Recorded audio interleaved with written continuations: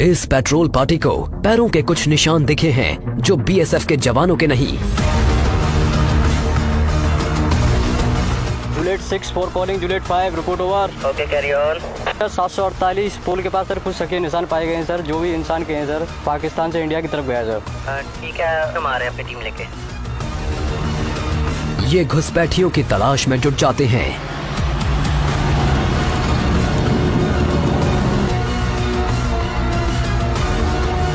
खास तौर पर ट्रेन्ड स्नीफर डॉग्स खोजबीन करते हैं। एक पेट्रोल टीम फेंस की दूसरी तरफ पैरों के निशान चेक करने के लिए भेजी जाती है। इंटरनेशनल बॉर्डर फेंसिंग से करीब 136-37 मीटर के आसपास होता है। फिलहाल हम लोग जा रहे हैं एक ऑपरेशन के लिए अक्रॉस द फेंस, जिसे हम कहते हैं ZLP, that is zero line patrolling. हम फेंस के आगे जाते हैं और बॉर्डर के आसपास के एरिया को स्कैन करते हैं। ZLP यानी जीरो लाइन पेट्रोलिंग वो पेट्रोलिंग है जो की जाती है उस इंटरनेशनल बॉर्डर यानी IB के पार, जो इंडिया और इसके पड़ोसियों के बीच इंटरनेशनली एक्सेप्टेड डिवाइडिंग लाइन है। इस इनविजिबल लाइन पर सफेद ट्रायंगुलर पिलर्स लगे होते हैं। इंडिया ने जहां अपने बॉर्डर्स पर फेंस लगाई हुई है, वहीं पाकिस्तान की तरफ ऐसी कोई फेंस नहीं है। 1.5 घंटे की छानबीन के बाद उसमें से एक टीम आखिरकार उस आदमी को ढूंढ निकालती है जिसकी उनको तलाश थी। इधर एक आदमी दिखाई दिया बेटा, ठीक है? हाँ, इधर है सामने। हाँ, दिखा।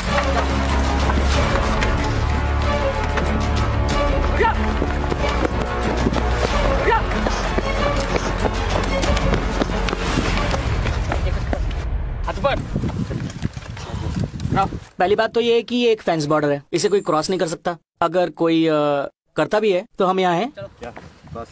बीएसएफ का सबसे बुनियादी काम है पीस टाइम में बॉर्डर्स को प्रोटेक्ट करना, और लड़ाई छिड़ने पर तब तक इलाके की हिफाजत करना जब तक आर्म्ड फोर्सेस आ नहीं जाती। बॉर्डर पर जब भी आएगी आर्मी तो वॉर टाइम पर ही आएगी, बट बीएसएफ यहाँ परमानेंटली डिप्लॉयड है। हमारी ड्यूटी है 24/7, तो हर समय हम बॉर्डर पर छाए रहते हैं।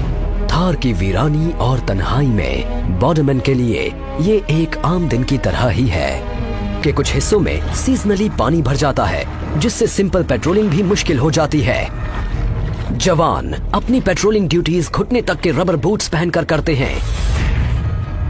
जब बरसात वगैरह ज़्यादा होती है या भागड़ा नांगल बांध का पानी छोड़ा जाता है, तो यहाँ पर इस एरिया में भी, हमारे बॉर्डर एरिया में भी 5-5 फीट तक पानी भर जाता है। कैसा भी सीजन हो, चाहे गर्मी हो, तूफान हो, पानी हो, कुछ भी हो, उसमें भी ये पेट्रोलिंग जारी रहती है।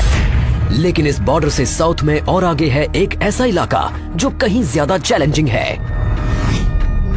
यहाँ दूर दूर तक कुछ दिखाई नहीं देता, फिर भी साल के ज्यादातर समय खारे पानी से ढकी रहने वाली इस बंजर जमीन की बराबर चौकसी की जाती है। ये है ग्रेट रन ऑफ कच्छ, दुनिया के सबसे बड़े सॉल्ट डेजर्ट्स में से एक। ये है वेस्टर्न टर्मिनस, पिलर 1175, इंडिया और पाकिस्तान के बीच आखिरी बाउंड्री पिलर। इससे आगे है क्रीक्स, स्ट्रीम्स और वाटरवेज का नेटवर्क जो अरेबियन सी में मिल जाता है। और ये है सर क्रीक, इंडिया और पाकिस्तान के बीच डिस्प्यूटेड खाड़ी। समंदर शांत दिखता है, लेकिन साइक्लोनिक विंड्स 1 मीटर ऊंची लहरें उठाकर ऑपरेशंस में रुकावट डाल सकती हैं। समंदर में मौजूद बॉर्डर्स की चौकसी के लिए बीएसएफ का अपना वाटर विंग है। नदियों और समंदर की पहरेदारी के लिए इन फास्ट अटैक क्राफ्ट्स में लगे अल्ट्रा मॉडर्न कम्युनिकेशन सिस्टम्स इस्तेमाल किए जाते हैं। इस वेसल को हम रात को दिन में कभी मूव कर सकते हैं। लेटेस्ट टेक्नोलॉजी के हमारे GPS है, रडार है, इको साउंडर दे रखा है, तो ये इसमें लेटेस्ट मैप्स इसमें फीड कर रखे हैं। इसमें हमने रूट मार्क कर रखे हैं, रात को सुबह हम कभी इसमें मार्च कर सकते हैं। सावला पीर क्रीक्स में ये एक ऐसी लैंड आउटपोस्ट है जो कई किलोमीटर के इलाके में हाईएस्ट पॉइंट है। बॉर्डरमैन हाई बूट्स और एंकलेट्स पहनते हैं ताकि उनके पैर जानलेवा सांपों से बच सके। वो इस वीरान पोस्ट पर साल के 6 महीने निगरानी रखते हैं। इसकी स्ट्रेटेजिक इंपॉर्टेंस बहुत ज्यादा है और इसकी वजह है पाकिस्तानी एक्टिविटीज। क्रीक्स के आसपास कीचड़ और दलदली जमीन पर दिन में 2 बार आने वाले हाई टाइड्स की वजह से पानी भर जाता है। इस जियोग्राफिकल चैलेंज को कंट्रोल करने के लिए स्पेशल स्किल्स की जरूरत होती है और ये क्रीक क्रोकोडाइल कमांडोज पानी और दलदल दोनों में काम को बखूबी अंजाम देते हैं।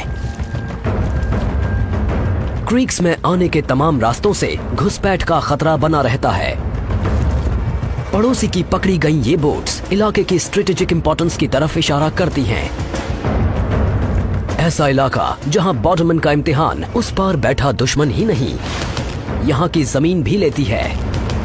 हजारों किलोमीटर दूर इंडिया के ईस्टर्न फ्रंट पर पड़ोसी बांग्लादेश का रुख दोस्ताना है, लेकिन फ्रेंडली बॉर्डर की पहरेदारी में अलग तरह के चैलेंजेस होते हैं, जैसे कैटल स्मगलर्स।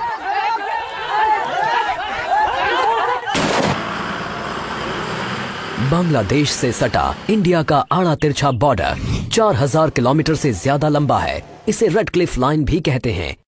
ये न्यूयॉर्क और लॉस एंजलिस के बीच के फासले से भी लंबा है। त्रिपुरा इंडिया का ये तीसरा सबसे छोटा स्टेट 3 तरफ से बांग्लादेश से घिरा हुआ है। Indo Bangladesh border Tripura 1600 hours. कई जगह तो घनी आबादी वाले गांव इंटरनेशनल बॉर्डर के बेहद नजदीक बसे हैं। ये जो 2033 बॉर्डर पिलर है, ये बिल्कुल ये जो एक फैमिली है, इसके 2 भाई अभी बांग्लादेश में, 2 इंडिया में, और उनकी जो परिवार है ये दोनों आधा आधा बटा हुआ है, और ये बॉर्डर पिलर इन दोनों को मतलब आधा आधा करता है। इस इलाके की पुलिसिंग एक उलझन भरा काम है, क्योंकि कई बड़ी एक्सटेंडेड फैमिलीज बॉर्डर के दोनों तरफ रहती हैं।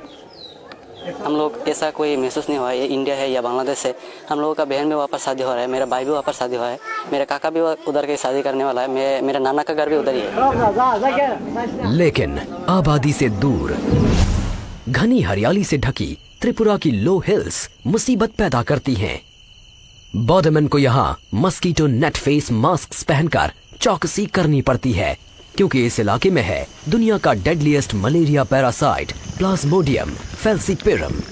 लोकल इसकी ट्रीटमेंट का कोई यहाँ पर प्रावधान नहीं है, और हम लोगों को इन बंदों को जो है हेक्टर से इवैक्यूएट करना पड़ता है, और चूँकि यहाँ पर रोड कनेक्टिविटी नहीं है, और इस वजह से जो है इसमें कई बार ले जाने में काफ़ी दिक्कत होती है, और बंदा लेट होने से जो है उसकी जान भी जा सकती है। क्रू को भी ये नेट्स पहनाए गए हैं।